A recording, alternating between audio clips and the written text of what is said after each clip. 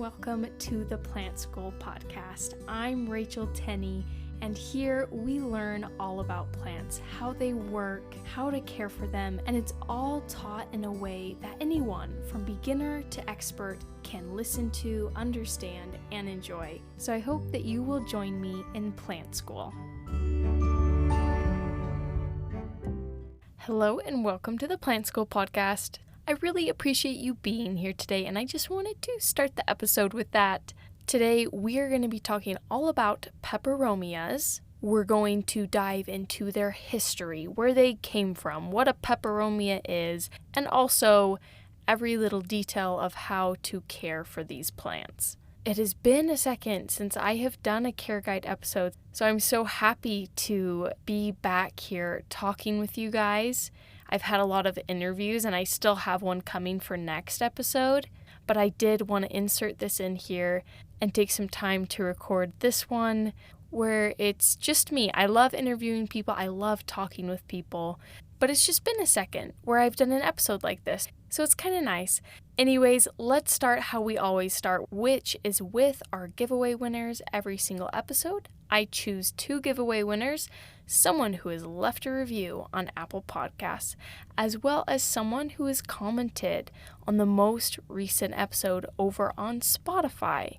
So whether you listen on Apple or on Spotify, you can have a chance to win the Plant School podcast giveaway. And what you win is a bottle of prop drops from Market Botany. Prop drops are really cool water propagation aid. It has like a little dropper and you let a few drops go into your water before you stick in your cuttings for your plants. It really helps them take off. I love using it. I don't know how I survived without it. But anyways, that is what you win. So let's go ahead and dive into today's giveaway winners. Let's start with our review on Apple Podcasts. Our winner today is Dr. Wendy B, and she wrote, "Rachel seems like such a nice person. She breaks down topics so that they are understandable for a newbie, but they are still interesting if one knows a lot about plants. I started listening when I had 2 plants. Now I have 80. I am still interested. Thanks." Thank you so much for that really kind review. I'm so glad that I have been a part of your plant journey from then until now, that you have 80, and you probably have more. Well, if that was you that left that review, Dr. Wendy B, go ahead and email me at tenneyplants@gmail.com. That is TENNEY plants@gmail.com. We'll get your address and send that package your way. Moving over to Spotify, someone who has left a comment on the most recent episode. So our winner today is Tina Jar 9020, and they said, "This podcast gives me an opportunity to learn, relax, and listen. You answer questions that I didn't even know I had. I feel less intimidated because of the tips you've shared. Thank you for helping me with my indoor and outdoor plants." I'm so glad this podcast has been helpful. Thank you for such a kind comment. Tina Jar 9020, if that's you, go ahead and email me at tenneyplants@gmail.com and we will get your giveaway package sent your way as well. All right, and if you would like to win on the next episode, go ahead and leave a comment on this episode on Spotify. Comment if you own a peperomia. If so, what kind do you have? Or you can simply comment anything you would like. I will not exclude you from the giveaway, depending on what your comment says. And then if you're listening on Apple, go ahead and leave a review, and that will automatically enter you into the giveaway, and perhaps you will win next episode. All right, so this episode about peperomias, it was actually a suggestion by one of you, a fellow listener. Becca, if you're listening, thank you for this suggestion. I apologize that it has taken me a while to get to it. That is sometimes just the way things go. But let's start with the question of what is a peperomia. So, of course, they are a popular houseplant, and this is largely due because they are very easy to care for. But peperomias, they kind of have a compact growing habit. They're quite small. They aren't going to be growing, 6 feet tall or anything like that, but their foliage is very beautiful. And they come in all sorts of varieties, leaf shapes, with different variations of color. Their leaves, they can be heart-shaped, lanceolate, rounded, And the coloring is anywhere from like green, blue-green, silver, brownish, and some are even fuzzy. Honestly, peperomias, it's quite a large group of houseplants. And you will see as we go through this podcast, they vary quite a bit. And I'm going to try and encapsulate their care in this episode and talk about kind of the groupings of peperomias, since some are more succulent and some are not. Some are more bushy, some are trailing and kind of have a cascading sort of shape to them. And some of them are even climbing plants. But peperomias, they do flower, and it is more likely to happen in their native habitat, not so much in your home, but it still can happen. Their flowers are spikes. They can be greenish white or brown, and they are often called rat tails because that spike is just long and skinny, kind of looks like a rat's tail. But peperomias, they come from the pepper family, the Piperaceae family. This family you may think of like, oh, it's like bell peppers and jalapenos, but those are actually from the tomato family, Solanaceae, so that's completely different. The pepper family, Piperaceae, that is the plant family with your black pepper, your white pepper, the seasoning that you are using, on your eggs. The name Peperomia, it is derived from the Greek peperi, which means pepper, and homoios, which means resembling, because its tiny flowers do resemble those of the black pepper. If you look up, black pepper flower and peperomia flower, they are very similar. They both look like rat's tails. So there are over 1,000 species of peperomia, and like around 40 of them, there's probably more, are considered to be houseplants.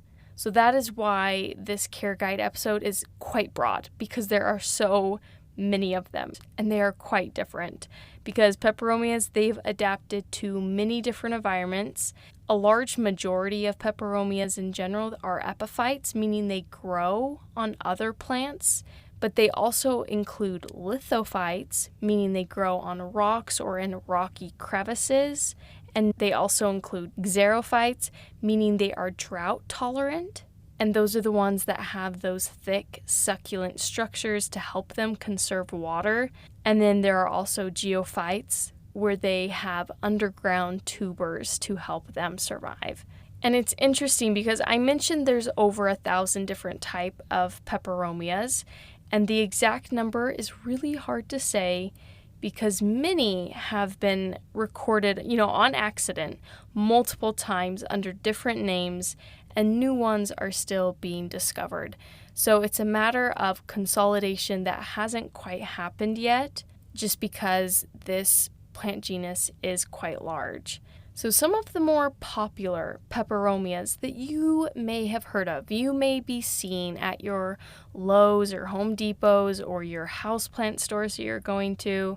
I'm going to name just a few, because there's probably so many more than this, but these are some of the more common ones. You have your Peperomia metallica, which is commonly known as the radiator plant. Peperomia rotundifolia, that is your creeping buttons. Peperomia prostrata, that is also known as string of turtles. Peperomia obtusifolia, which is a baby rubber plant. Peperomia argyrea, which is your watermelon peperomia. And then there is the Peperomia caperata, which is your emerald ripple. And again, there's probably more common ones that maybe you're familiar with, but those are some of the main ones. Moving on, let's talk about what they symbolize. I love talking about this. If you've been listening to this podcast, you know I love plant symbolism.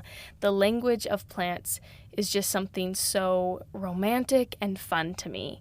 So when I looked it up, peperomias, there was a very common theme. I know there's a lot of them, but the whole genus in general has a symbol to it. And that is that everything will be as it should be. That is one meaning of the peperomia. Also, and kind of along the same thread, they can mean what is to be will be. Quite a profound plant, if I say so myself. And in Brazil, they are more specifically known to be associated with good luck, and they are given as a comforting gift that everything is going to be all right. Moving on, let's talk about where they originate, where they are natively from. So they are mostly in South and Central America, but they may also be found in Southern North America, the Caribbean islands, Africa, and southern and eastern parts of Asia. They are everywhere, which is a huge reason why they vary so much in how they look and how they behave, because they are quite literally all over the world. All right, moving into my other favorite question, which is, what is the Peperomia's history? I love talking about the ethnobotanical side of plants, kind of their history with humans and those interactions that have taken place. So the genus name Peperomia was coined by Spanish botanists Ruiz Lopez and Pavon Jimenez in 1794, and they were traveling in Peru and Chile, these two botanists. I think it was under order of the king that they go, and they gathered so many plants and brought them back. They illustrated them and recorded them, Peperomia being one of those. So Peperomia plants, they don't have like this widely accepted common name. Like the monsteras, we know them as like Swiss cheese plants. And all of them you could call a Swiss cheese plant. But peperomias aren't that way. They aren't all known as radiator plants. Usually that's tied to like a specific type of peperomia. And a lot of people like this. It's kind of the same case with the genuses of Petunia and Begonia. We call them petunias and begonias. There is no common name that we are calling them all. And that is the same case with peperomias. And I've brought up the name radiator plant, specifically with that one being tied to Peperomia metallica. And the theory behind it is coined. They think it was coined by L.H. Bailey because many peperomias do enjoy bright and dry environments, similar to what you would find on a windowsill above your radiator, hence the name radiator plants. And peperomias do have like a traditional medicinal history, being used as medicine and also as food. So many are considered herbs in the sense that their leaves carry a very spicy flavor. When you crush it, it can emit a strong odor. Therefore, some species have been used as spices and flavorings. So for example, Peperomia maculosa is used as a sort of cilantro flavoring. I think it's actually called the cilantro peperomia, which makes sense. And then there's also the Peperomia pellucida, and that one is very commonly used in salads, in cooking, and to flavor drinks. It is advisable to not try and eat your peperomias that are sold as houseplants, though from what I could see, there are no documented peperomias that are toxic to humans or to your pets. But just to be on the safe side, it is not advised. But traditionally in medicine, kind of moving away from the food part, it has been used as a pain reliever to treat eczema and sores. If you like crush it up and use it as sort of a poultice on your skin, it can be used that way. But it also has been known to be antibacterial and treat fevers and act as a diuretic as well. But research is kind of ongoing to kind of validate these traditional claims. And so far, when I was going through and sifting through different studies about peperomias, it did show that Peperomia pellucida, the one that is used in salads and in cooking and to flavor drinks, that one, it does have antioxidant properties. It is also shown to be anti-inflammatory. And the one I read, they were testing it on mice and rats and found that it was quite nutritional and had no adverse effects. But there were no studies I could find that had been done with humans, of course. Those studies come much later in the research journey. But there are other peperomias that have been used in herbal medicine for other health conditions, including the Peperomia congona and the Peperomia inequalifolia. All of these folk medicinal histories largely came from Peru. There are other places, but mostly from Peru, that they are using peperomias as food and as medicine. But as far as it continuing elsewhere, we don't see people eating them or using for medicine, since those studies are just very early on and haven't been proven to be completely safe or advisable. And today, peperomias are a very popular houseplant. Not too long ago, there were not so many varieties available to the public, but as the interest in houseplants have grown, interest in peperomias have grown, more and more are becoming available as houseplants. And I feel like they are a collectible houseplant because they look so different. And different collectors can have really rare varieties that you might not see. And even like houseplant stores can hold things that are quite rare because each and every one is so different. So let's move on to how to care for your peperomia. Maybe you have one. Maybe you're thinking of getting one, which I don't have one, but after doing this episode, I kind of want one. They're beautiful. I love their different coloring, especially like the watermelon peperomia. It has red stems and its leaves have a dark and light green streaking similar to that of a watermelon. And it's just so cute. And now I kind of want one. I've seen them everywhere at houseplant stores, but for this reason or that, I've just never dove in. But we're going to dive into exactly how to care for one in case you're like me and end up getting one. So let's start with how to water. Now, this question is a little bit tricky because it depends on what type of peperomia you have. So if you have one with those fleshy, sorry for all of you who hate that word, but if you have one with those fleshy, succulent type leaves, that can be something like your Peperomia incana, your Peperomia obtusifolia. You want to let it dry a little bit more between its waterings. Don't be afraid to let it dry out, similar to how you would like your cactuses or your aloes or other succulent varieties. If you have a Peperomia that is less succulent, that could be like your string of turtles, your Peperomia polybotra, or others, you want to water when the top few inches dry out. Because if you overwater, especially in the winter when they maybe are not uptaking as much water from your soil, it can actually cause something called edema, which will be manifest in these sort of like, they're described as corky swellings.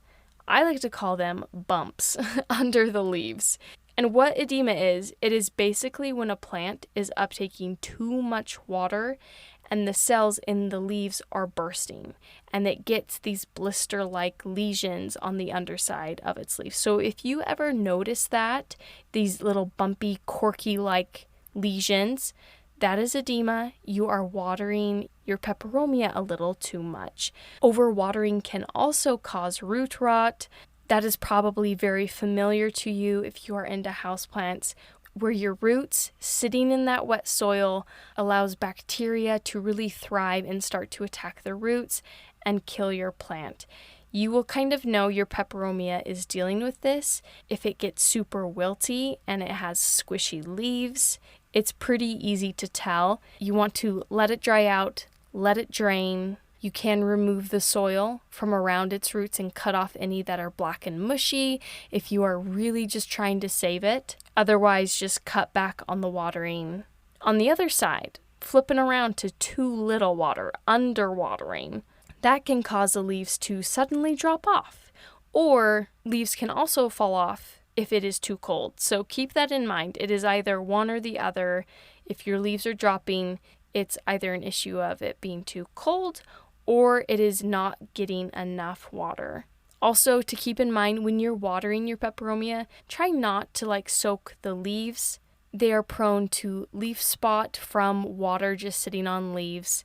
When I first heard that this was a thing with houseplants, I was so confused because it rains on houseplants.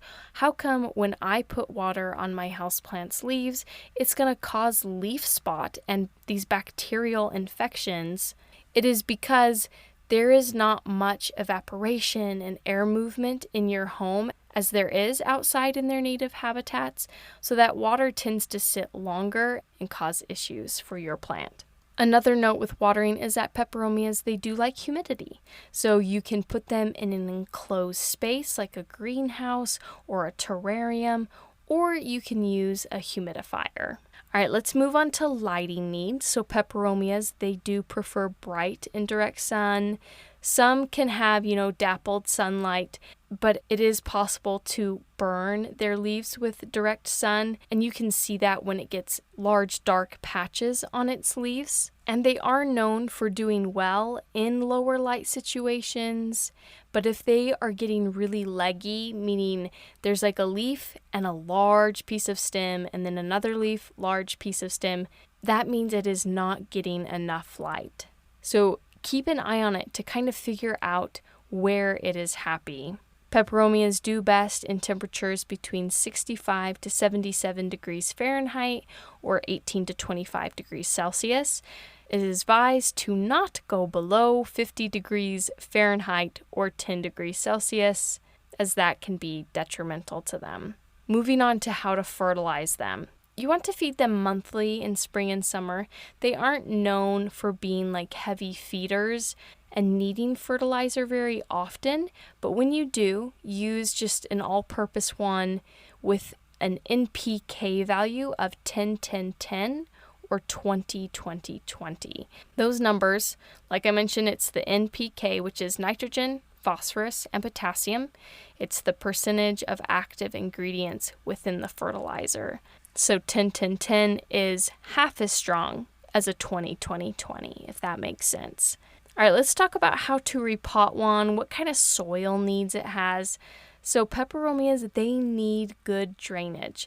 I mentioned that a large majority of them are epiphytes or lithophytes. Epiphytes living on another plant and lithophytes living in really rocky conditions. They are used to well-draining environments. So get a chunky houseplant soil mix, get a succulent soil mix, something that will drain very easily. Peperomias, they have very small, fragile root systems, so they can be affected by root rot really quickly from just sitting wet soil. So definitely look into getting something that drains really well for them, especially since that darn root rot from the wet soil is the biggest cause of them dying. And as far as repotting goes, they don't need it too often because they do have those smaller, shallow roots. But if you are noticing roots come out of the bottom of the pot, it is probably time to do it. And it occurs probably about every 2 years. You're going to be needing to repot your peperomia. And speaking of pots, a lot of people recommended using a clay pot because that water can escape out, those porous sides of your clay pot, and it doesn't stay too wet because, again, peperomias and a root rot really don't get along. I know some people have a beef with clay pots, terracotta pots. I think they're so fun and pretty. So for the sake of your peperomia, consider a clay pot. All right, moving on. I only have like a few more points in its care. So starting off with how to prune it. As with most houseplants, you want to prune off dead or yellow growth. But specifically to peperomias, you can be pruning off leggy growth to keep that compact shape that it's known for. And when you do make cuts, you want to cut just above the leaf node to encourage bushier growth. So don't be cutting in the middle of its stem. Cut right up to that leaf node where that leaf is branching off from the main stem. Next, I want to talk about its propagation.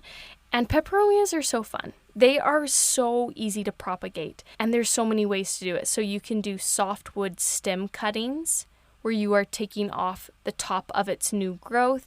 You can set it in water, you can set it in soil, you can set it in moss, whatever you like.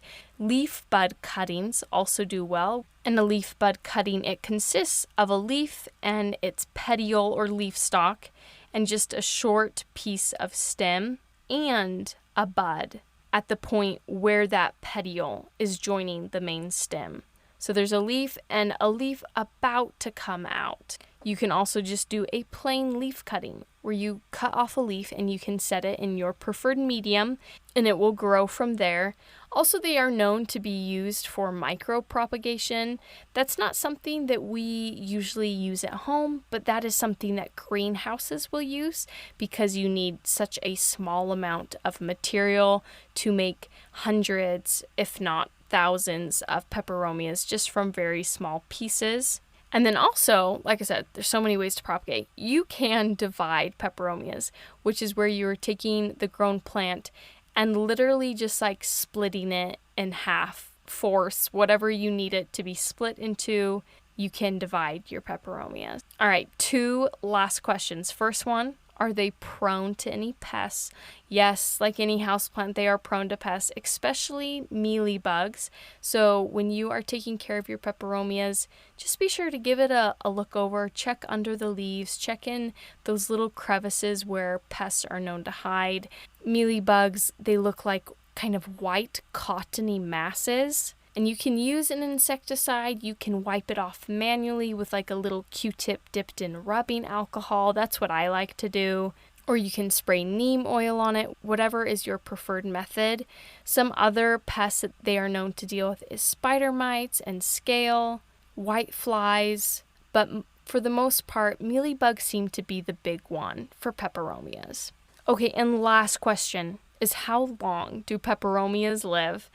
And they are known to live anywhere between 5 to 10 years. And I feel like with every houseplant I've covered, it's always like, oh, this is the normal range, but they can last much longer. And peperomias are no different, especially with their ease to propagate themselves. I feel like you could keep these plants going forever, really. So they can last much longer than that. Of course, it largely depends on the care that it's receiving. And hopefully, with this episode, it will be no problem for you to have your peperomias last for well over 10 years, because now you know exactly how to care for them, along with, some of its fun history. We covered all of that too. All right, with that, that is the conclusion of our peperomias. I just want to say thank you so much for being here and listening. It really means a lot. And in 2 weeks, I hope that you will be here for a brand new episode of Plant School.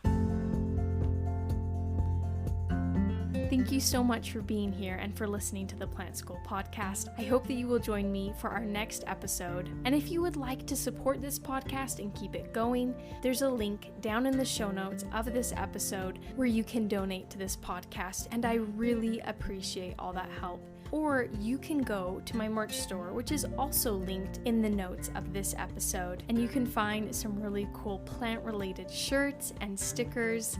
And if you want to support the podcast but spend no money, feel free to share it with a friend, leave a review. All these things greatly help me out and allow me to keep doing this. Again, thank you so much for listening and for being here at the Plant School podcast.